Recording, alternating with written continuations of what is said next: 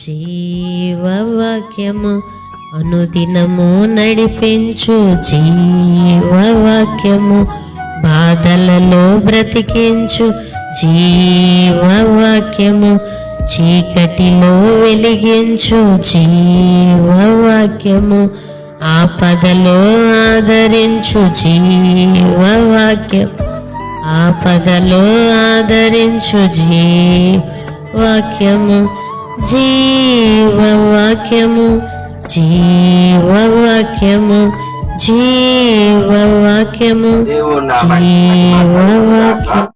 క్రీస్తునందు ప్రేమైన దేవుని బిడ్డలారా, ఈ దినము అక్టోబర్ 15వ తేదీ లేఖన భాగము మొదటి దశలోనికీయులకు రాసిన మొదటి పత్రిక 3వ అధ్యాయములో నుండి దేవుని యొక్క వాగ్దానము 11వ వచనము. మన తండ్రి అయిన దేవుడు, అవును మన దేవుడు మనకి తండ్రి లాంటి వాడు. వాక్యం ఏమని సెలవిస్తుంది అంటే, మరి now my our God and father అంటే ఒక తండ్రిలాగా ఆయన జాలిపడే దేవుడుగా వాక్యం సెలవిస్తుంది. కీర్తన గ్రంథం 103వ సంకీర్తన 13వ చరణములో తండ్రి తన కుమారుల ఎడల జాలిపడినట్లుగా, అంటే మన తండ్రి మన యొక్క మరి ఈ లోకపు తల్లిదండ్రులు కూడా తమ బిడ్డల పట్ల ఏదైనా పొరపాటు చేస్తే, పాపం చేస్తే మరి జాలి పడతారు, మరలా వాళ్ళని దగ్గర తీసుకుంటారు.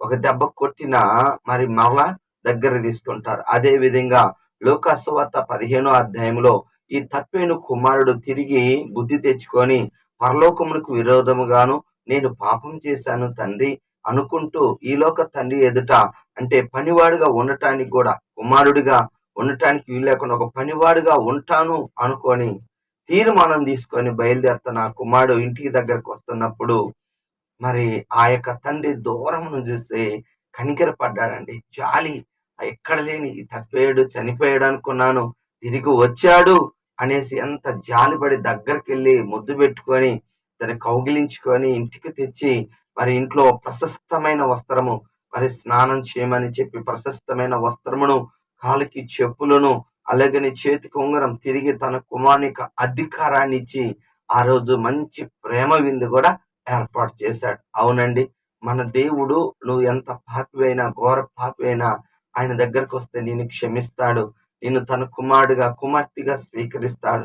పాపాత్మరైన స్త్రీ సీమోని ఇంట ఉన్నాడని తెలుసుకొని మరి వచ్చినప్పుడు పాదాల మీద పడినప్పుడు మరి దేవుడు, అమ్మా మరి నీ విశ్వాసం నేను స్వస్థపరుస్తుంది, నువ్వు సమాధానంగా వెళ్ళు.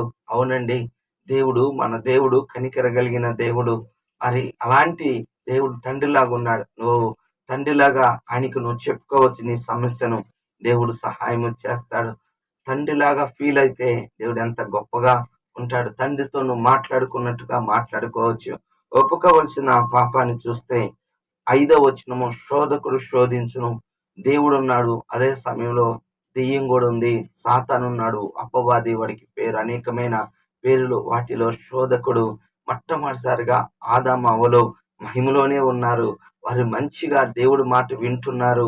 కానీ సాతాను శోధకుడు వచ్చి మరి ఆ యొక్క పండుని చూపించి ఇది అందంగా, ఇది తినకూడదని చెప్పాడు, అది తింటే మీరు దేవతలైపోతారని వారి ఇరువురిని తినేటట్లుగా చేసి పాపంలో పడేసే శాపాన్ని, పాపం వల్ల వచ్చే జీతం మరణం, నిశ్చయముగాను మరణించదు. శరీరరీతిగా ఆత్మీయ రీతిగా చనిపోయారు.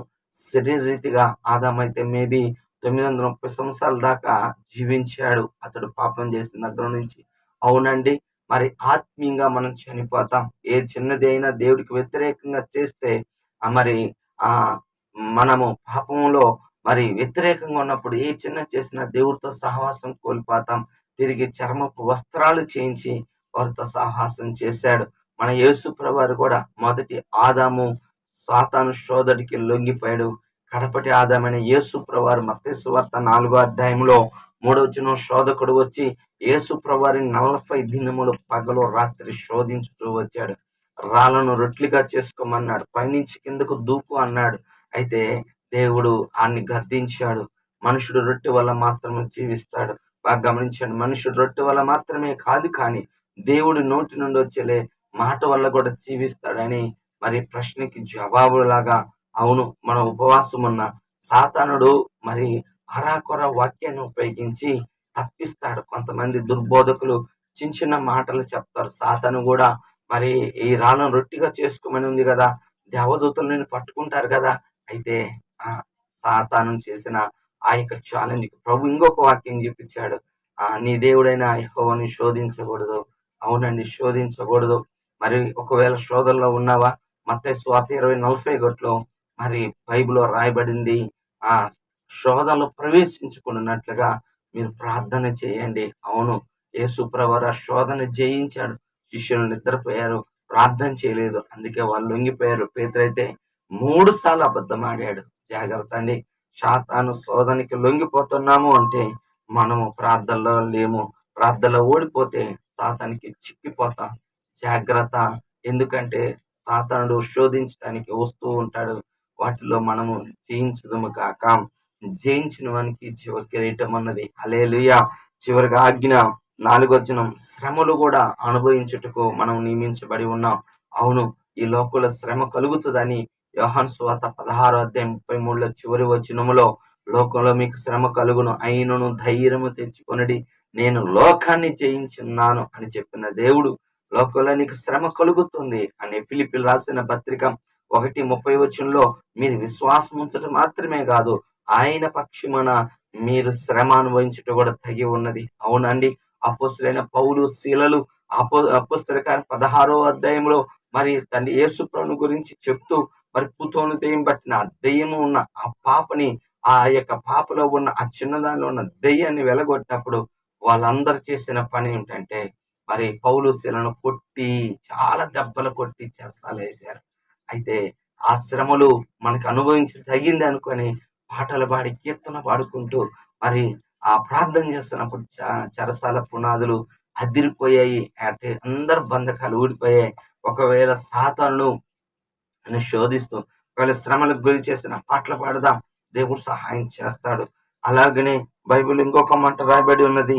ఏమిటయ్యా అంటే గమనించండి, మనము ఈ లోకములో బాగా గమనించండి, అపోస్తలుల కార్యం 14:22 అనేక శ్రమలు అనుభవించి దైవరాజ్యాన్ని స్వతంత్రించుకోవాలి. లాజరు ఎన్నో శ్రమలు అనుభవించాడు. శారీరకంగా దరిద్రాన్ని అనిపించాడు, ఒంటి మీద అనారోగ్యాన్ని. నేను ఎప్పుడో ఒక మాట చెప్తుంటాను, మరి రోగంతో అయినా చనిపోతే పరలోకం ఉందేమో కానీ పాపంతో చనిపోతే పరలోకం లేదు. జాగ్రత్త. నీకు శ్రమల్లో నువ్వు లొంగిపోవద్దు, సాతాను చేతికి చిక్కొద్దు. దేవుడు నీకు సహాయం చేస్తాడు. దేవుడి మాటలు దీవించును గాక. ఆమేన్. ప్రార్థన చేసుకుందాం. ప్రేమ కలిగిన తండ్రి యేసయ్యా, నీకు వందనాలు, స్తుతులు, స్తోత్రాలు నాయన. ఈ దినం నీ కృప ద్వారా నువ్వు మాతో మాట్లాడుతున్నందుకు వందనములు, స్తోత్రములు నాయన. పరిశుద్ధాత్మ దేవుడు, నువ్వే మా తండ్రివి నాయన. అయ్యా, తండ్రిలాగా జాలిపడే దేవుడివి నాయన. అయ్యా, మేము నాయన సాతాను శోధనకి చిక్కకుండా నాయన మేము ప్రార్థన చేసుకునే వాళ్ళంగా దయచేయండి. నీ ఆజ్ఞ నాయన, శ్రమలు వస్తాయి, వాటిని అనుభవించే శక్తి కూడా మాకు దయచేయమని, బలము మీరు అనుగ్రహించి బలపరచమని, స్థిరపరచమని యేసు నామములో ప్రార్థిస్తున్నాను తండ్రి. ఆమేన్. తండ్రి యొక్క ప్రేమ, కుమారుని యొక్క కృప, పరిశుద్ధాత్మ దీవెన సదాకాలం మనందరికి తోడుగా ఉండును గాక. ఆమేన్. హల్లెలూయా. దేవుడు మిమ్మల్ని దీవించును గాక. ఆమేన్.